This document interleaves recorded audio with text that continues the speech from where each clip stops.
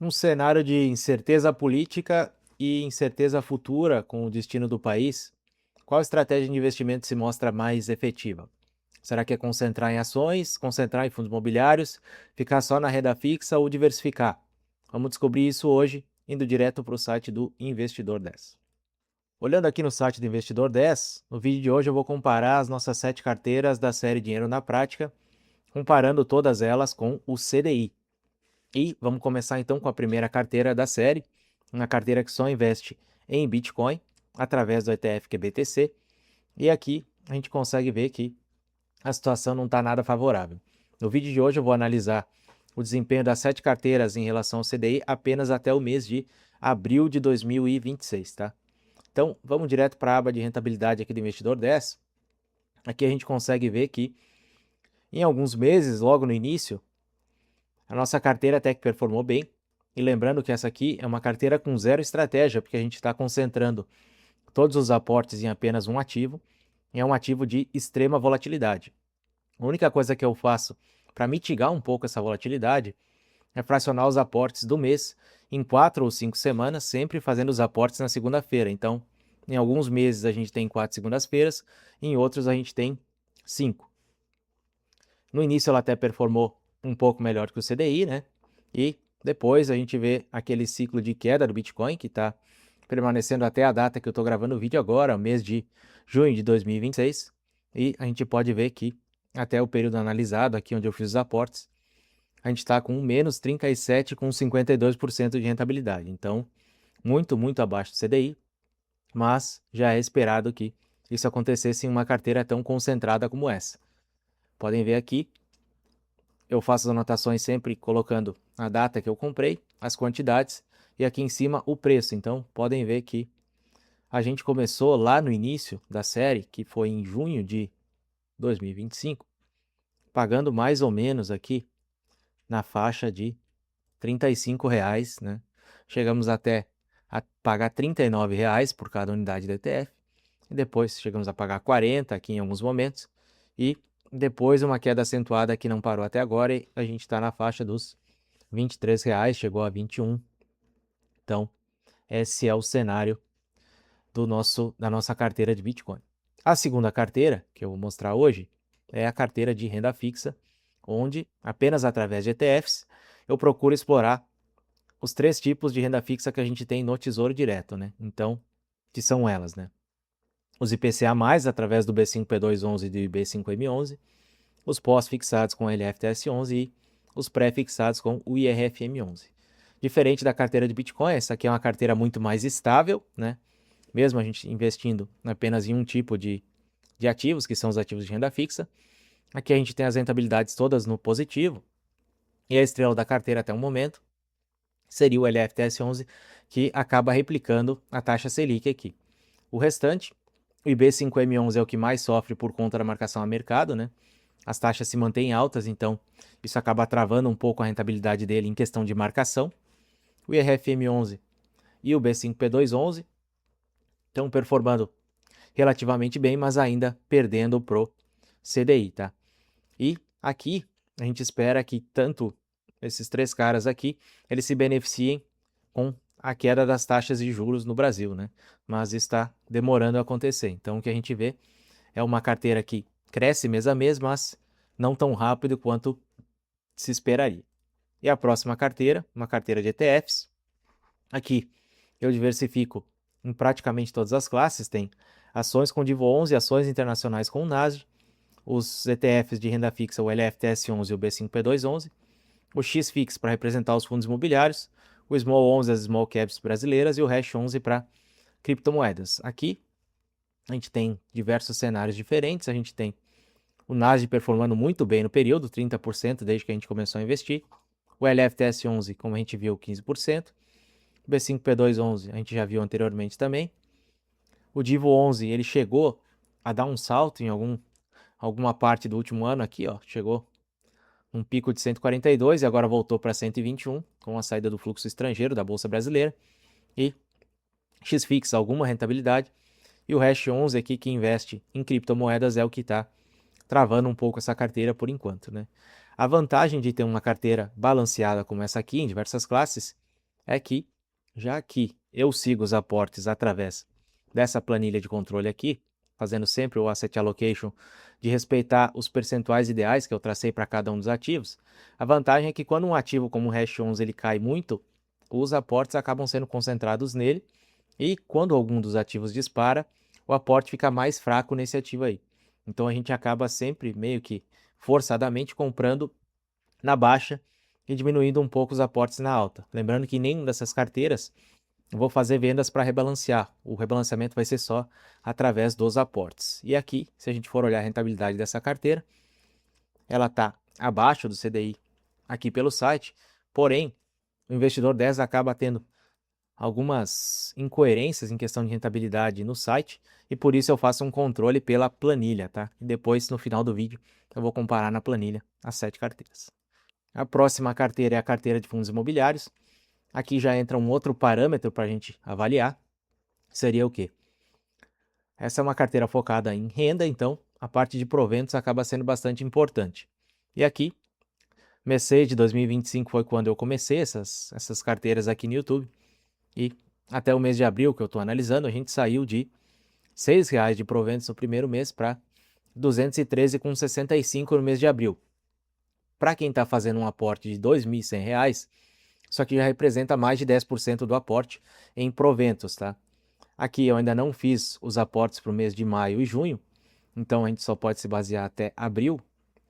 O que dá para ver é essa escadinha aqui que vai continuar crescendo por um bom tempo, em linha praticamente reta, porque ainda os meus aportes representam uma parte muito relevante dessa carteira aqui. Quando a gente passar dos R$ 200 mil nessa carteira aqui, provavelmente a gente vai ter algumas oscilações nessa curva aqui, porque o meu aporte já deixa de ser tão relevante, tá?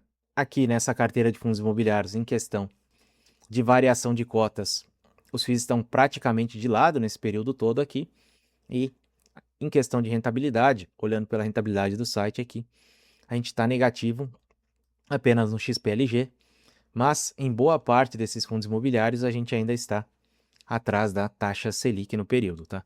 A próxima carteira que a gente vai olhar é uma carteira que investe apenas em ações focadas em dividendos, então apelidei a carteira de carteira Barsi, já que ela se expõe a ativos que seguem os critérios do Barsi ali, as ações Best, tá? Aqui a gente tem diversos cenários diferentes, algumas empresas apresentando uma rentabilidade muito legal, outras aqui como Banco do Brasil e Vivo, que tiveram uma queda no período aqui, tá? São todas pagadoras de dividendo, e aqui, no pico do Ibovespa, durante esse ano, essa carteira aqui teve um desempenho de 300% do CDI, que foi esse mês de fevereiro aqui. Agora em março e abril ela deu uma leve corrigida, e essa é uma carteira também com um certo foco em geração de renda. Aqui a gente pode ver que depois do mês de agosto, os meses seguintes, eu sempre recebi alguma coisa em dividendos através dessa carteira aqui, tá? Ela é muito mais inconsistente na questão dos pagamentos do que a carteira de fundos imobiliários, que é todo mês os fundos imobiliários pagam, e com as ações a gente não tem essa previsibilidade toda, né? Algumas delas dessa carteira aqui só o Itaú que paga todo mês, mas ele paga um valor muito baixo de JCP de 0,02 por ação, 2 centavos por ação. Então, ele acaba mantendo meses igual a esse de setembro de 2025 aqui, onde a gente recebeu 17 centavos.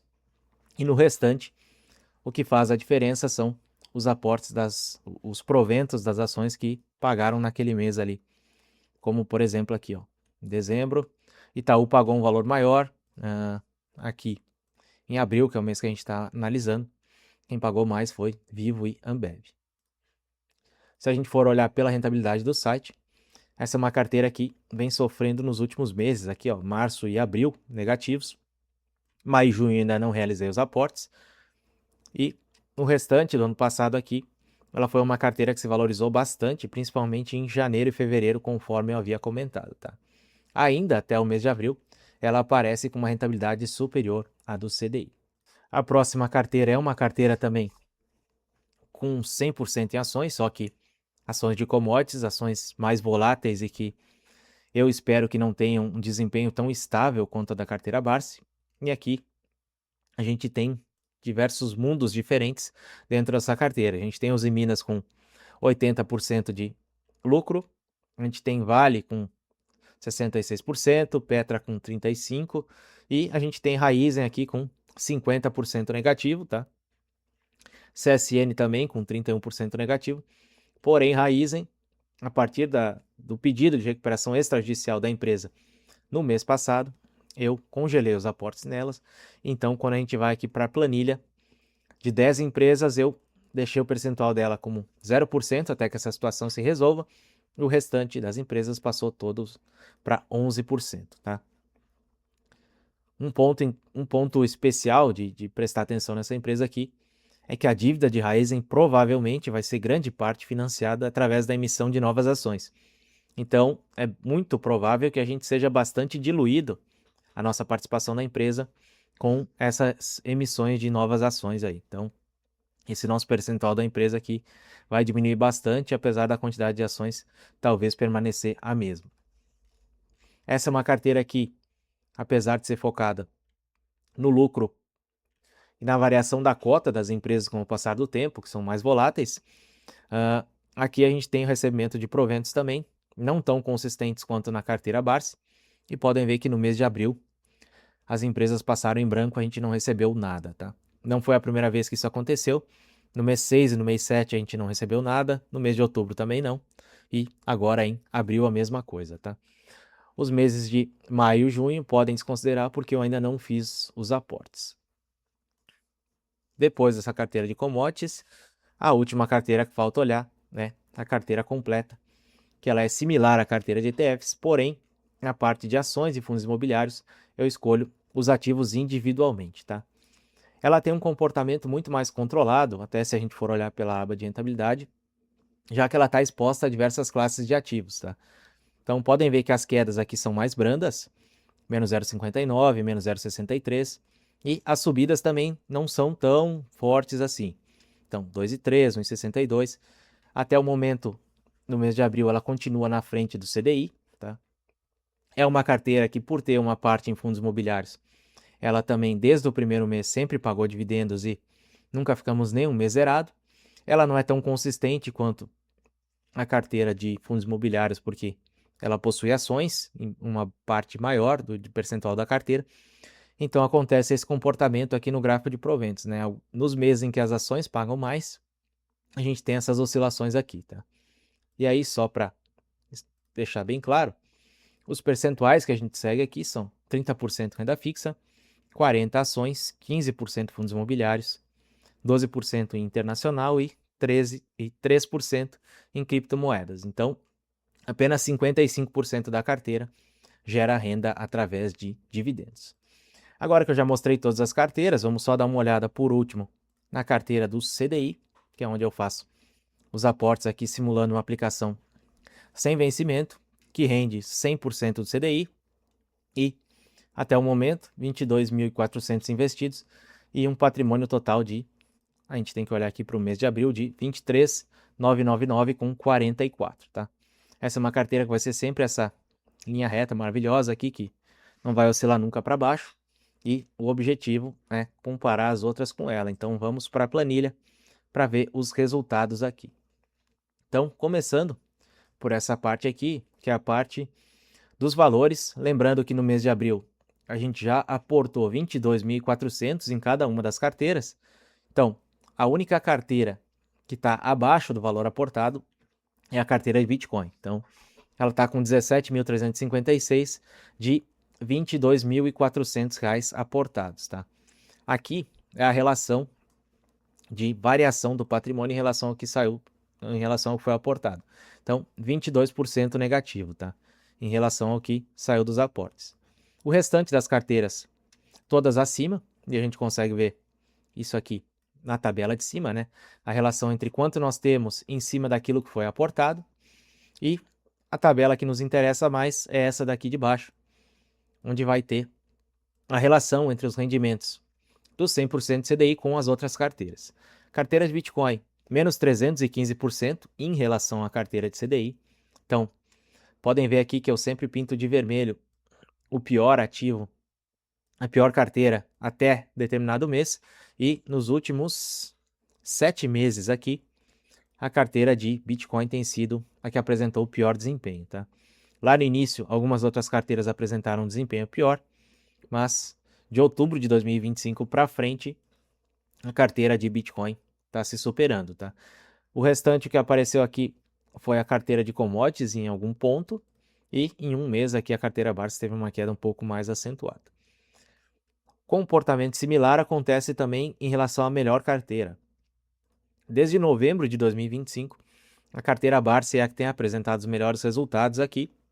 Chegou naquele pico de fevereiro lá, a apresentar 382% do CDI, e agora, depois das correções dos últimos meses na Bolsa Brasileira, a gente está com 174% do CDI.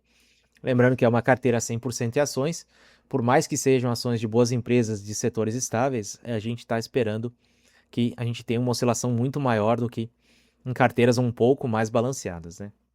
Carteira de ETFs e a carteira completa possuem um desempenho muito mais estável, né? E em alguns meses aqui, a carteira de ETFs até chegou a apresentar um melhor desempenho em relação a todas as outras e permaneceram no positivo em relação ao CDI em praticamente todos os meses, tá? Principalmente a carteira completa, que só lá no início ficou um pouco atrás do CDI, e de setembro de 2025 para frente, sempre acima, tá? Assim como a carteira Barsi. A nossa carteira de commodities está um pouco para trás, depois das quedas dos últimos meses, né? A gente parou de aportar em Raizen no final de março, então isso aqui ainda está pesando na carteira. Fundos imobiliários próximo do CDI, a gente espera que um futuro com queda de taxas de juros, esse cenário aqui tenda a se inverter, ela está sempre em alguns meses acima, em alguns meses um pouco abaixo, mas sempre oscilando nessa faixa próxima do CDI. E a nossa carteira de renda fixa, a mesma coisa, como eu disse, a queda das taxas futuras do Brasil tendem a fazer essa carteira ter uma marcação a mercado positiva e apresentar resultados melhores para os próximos meses. Se você gostou da série, da ideia da série, né? Não esqueça de curtir, compartilhar e se inscrever no canal para não perder os próximos vídeos. Se você precisar de ajuda com a sua carteira pessoal para atingir os seus objetivos de curto e médio prazo, o link para consultoria individual está na descrição. Espero que tenham gostado, valeu, falou e até a próxima.